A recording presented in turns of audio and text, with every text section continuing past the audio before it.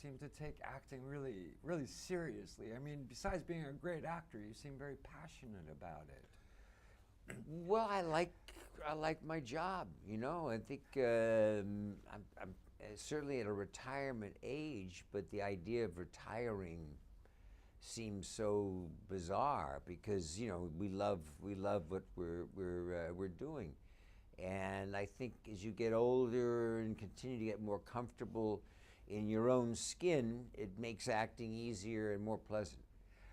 So, in this film, how difficult or easy was this for you to relate to this character, for instance?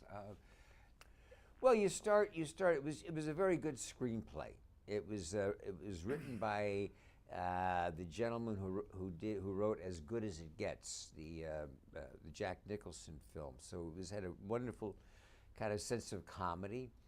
But you can relate to it. A kind of a guy, a very successful realtor. Orrin, very successful realtor, and then the 07, 08 crisis happens, and his business falls apart. His ill wife, who's been ill for many years, passes away, and you sort of at an older age where you are very disgruntled and angry with life. You have no relationship with your son, and everything seems to be without any soul or heart. Excuse me. No, go ahead. I'm sorry to interrupt. No.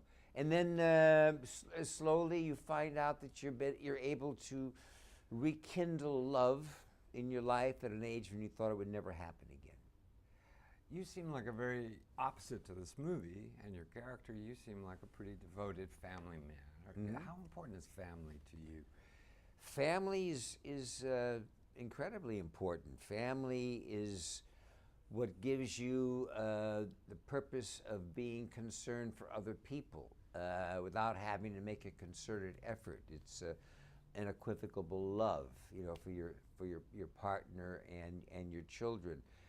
Mind you, a lot of that happens with age because I'm always encouraging people to get married later than they think they should, because I think it's best to focus your energies on your career.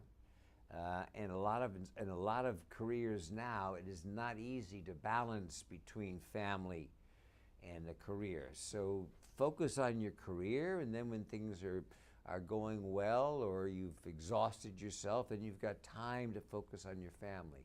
Now, but I don't know many people my age who have a 13-year-old son and an 11-year-old daughter, so I don't know if I'd recommend going that far. How would you describe yourself as a dad? I've gotten better over the years as I've been able to prioritize myself so that my family now really becomes in first position and able to spend more time with them than I would have in the past years.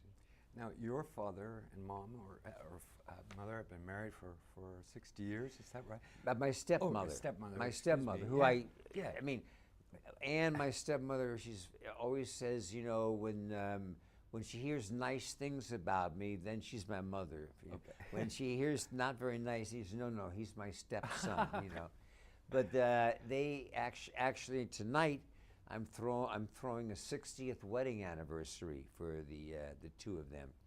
But my mother and my stepmother get along very well and are very close. Just wanted to ask what your most important life lesson your dad taught you when you were growing up.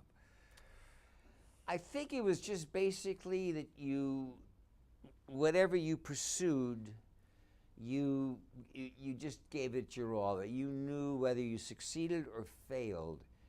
At that point, that you said, "There's no more I can do."